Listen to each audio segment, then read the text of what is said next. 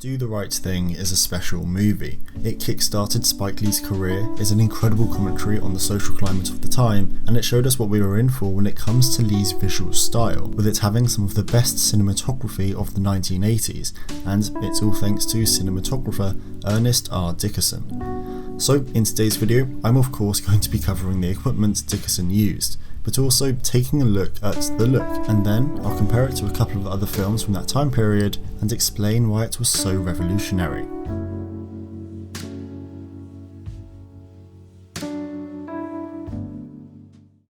Now, whilst I can't find a list of the equipment used on Do the Right Thing, I can look at some behind the scenes shots and take educated guesses, and that's exactly what these are going to be.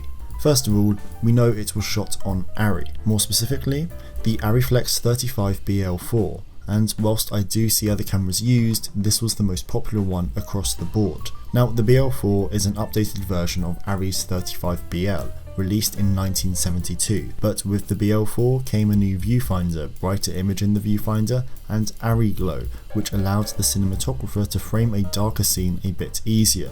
Now, if Dickerson went with the 4S, which is entirely possible, he would have had the addition of a quieter operating noise. As for the lenses, these were again ARRI, and whilst most of the time they were covered by a matte box so I can't really see what they were, it was most likely their Mark II Super Speeds.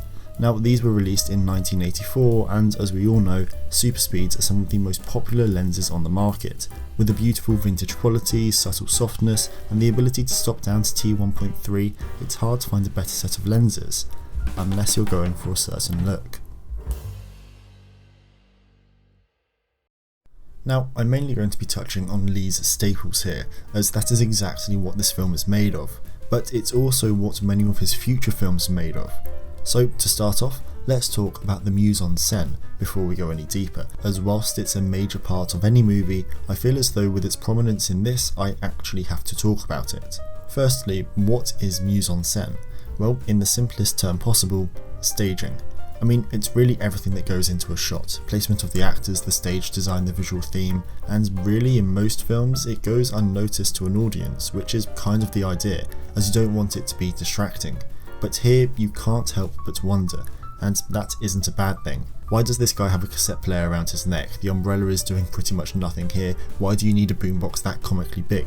These are all things that add to the overall feel of the film, and that's without even touching on the fourth wall breaks, which again is something that adds to the aura of this film. We are being spoken to directly, and the way in which it's done is rather unusual. If we take Ferris Bueller for example, possibly the most famous fourth wall break of all time, he just turns to the camera, says something amusing, and carries on. But here, Lee has chosen a different route. A lot of thought has gone into the placement, whether we're looking up or down on our characters, which is dependent on them and their mood. Then you'll maybe have a Dutch angle, which I'll touch on in a minute, or sometimes, usually at the end, a double dolly, famous to Lee. They are usually in the centre or close enough to the centre of the frame, and they usually make us stop and think. We are now being spoken to and not just observing. So, the Dutch angle. We all know it, and we all know that it's a very hard shot to convincingly pull off without it looking like a gimmick.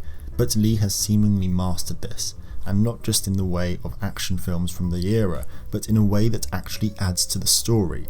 A sense of unknowing, almost making the scene suddenly tense, or maybe it's for a comedic effect, which leaves it down to the setup and acting. I think the Dutch angle is the best example of Spike Lee's expressionism.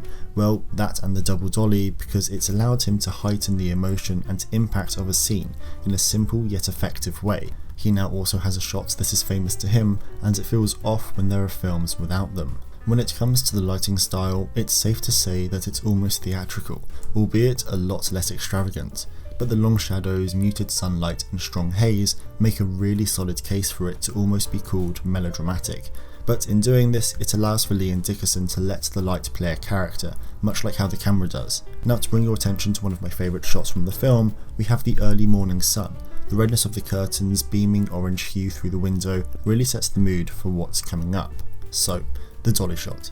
You can't make a video surrounding a Spike Lee joint without mentioning them, and whilst he doesn't use a double dolly here as he only started using them in Mo Better Blues, which was also shot by Dickerson, it's still a solid technique that allows you to move the audience in a reasonably subtle way, and it's used constantly throughout, although I do wonder which scene he would have used the double dolly in here if he were to.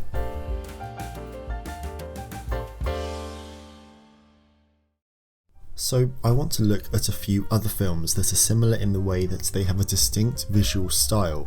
The themes and genres will differ, but I think what's more important to look at is a director's visual style and how they compare. Now, to start off, in a similar fashion to Do the Right Thing, Dazed and Confused is set over the course of a day, or night, and it has quite a distinct indie style, albeit much less experimental.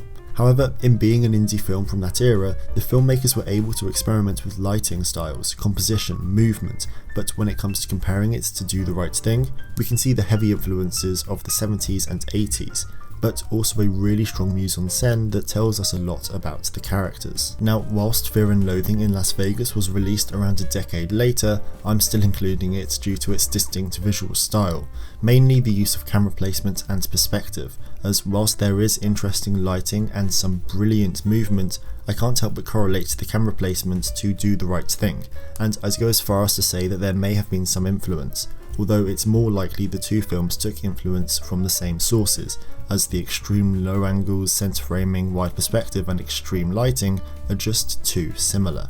So I wanted this section to show that the cinematography of Do the Right Thing, however normal looking it is compared to some other films, is extremely unique and has had huge influence on later films, and not just later Spike Lee films.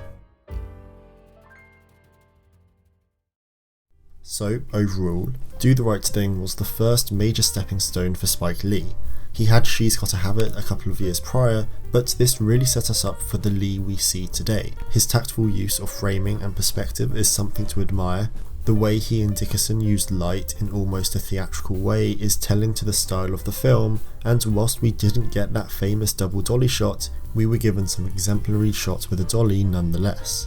Anyway, I hope you enjoyed this video, and also if you did have a recommendation for an analysis, leave it down below. Thanks so much for watching, and maybe I'll see you next time. Bye!